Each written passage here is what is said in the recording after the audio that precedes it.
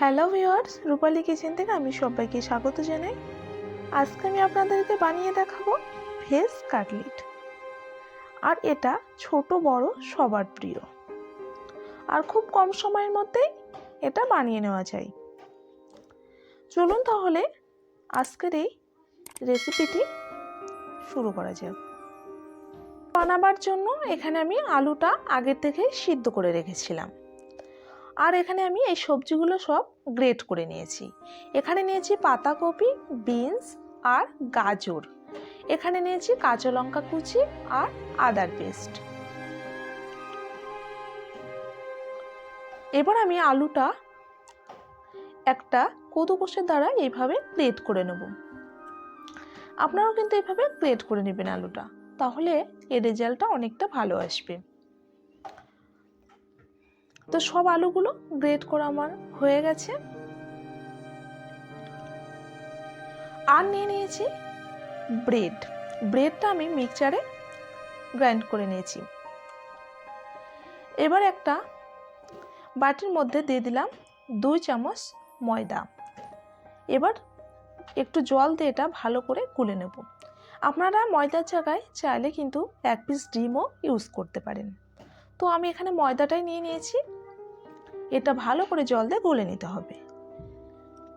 এবারে এর মধ্যে দিয়ে দিচ্ছি 1 স্পুন লবণ, আর দিয়ে দিচ্ছি 1 স্পুন চাট মশলা, আর 1 স্পুন গরম মশলা, 1 স্পুন গুঁড়ো লঙ্কা, আর দিয়ে দিচ্ছি 1 স্পুন ধনিয়া গুঁড়ো। সব উপকরণগুলো দিয়ে ভালো করে এটা মেখে নেব।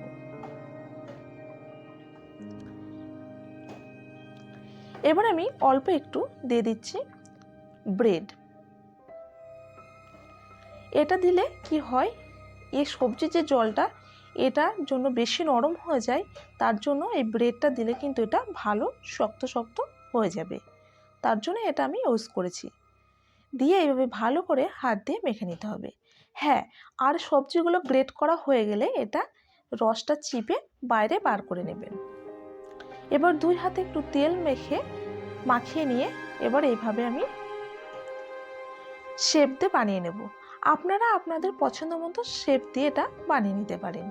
তো আমি এটা লম্বা শেপ দিয়ে বানিয়ে নিচ্ছি।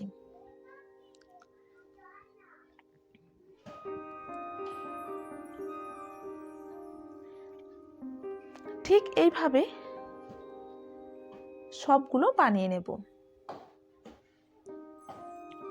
আপনারা চাইলে গোল করে বানিয়ে নিতে পারেন, আপনাদের যেমন পছন্দ তেমন করে এটা বানিয়ে নেবেন। সবগুলো বানিয়ে নেওয়া আমার হয়ে গেছে। আর এদিকে কিন্তু তেলটাও গরম হয়ে এসছে। এবার আমি এই ময়দার মধ্যে কাটলেটগুলো দিয়ে এইভাবে একটু মাখিয়ে এবার আমি এটা যে ব্রেডটা নিয়ে নিয়েছিলাম সেই ব্রেডের মধ্যে এটা দিয়ে দেব।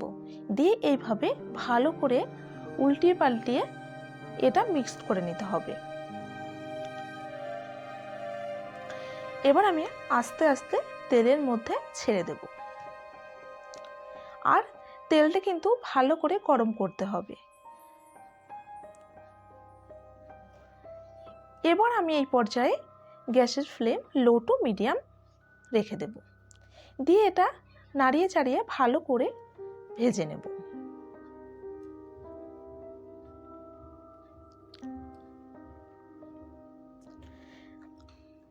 দেখতে পাচ্ছেন এটা কিন্তু খুবই সুন্দর হয়েছে, একটাও কিন্তু ভেঙে যায়নি।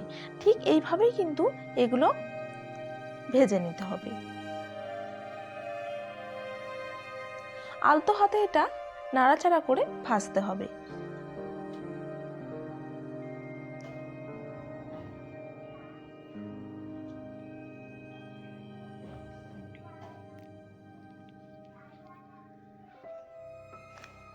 তো এটা ভাজা হয়ে গেছে। এবার এটা আমি এইভাবে সেকে একটা প্লেটের মধ্যে নিয়ে নিচ্ছি। সেম প্রসেসে বাকিগুলো ভেজে নেব। তো দেখতে পাচ্ছেন সবগুলো আমার ভেজে নেওয়া হয়ে গেছে, আর দেখতে কিন্তু অসাধারণ হয়েছে। তো এবার আমি একটা আপনাদেরকে ভেঙে দেখিয়ে দিচ্ছি ভেতরটা কতটা সুন্দর হয়েছে।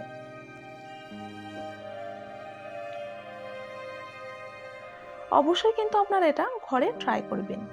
এটা ছোট বড় সবার প্রিয়, আর খুব ঝটপট কিন্তু এই রেসিপিটা বানিয়ে নেওয়া যায়। তো দেখতে পাচ্ছেন আমি একটা ভেঙে আপনাদেরকে দেখিয়ে দিয়েছি কতটা সুন্দর হচ্ছে ভিতরটা।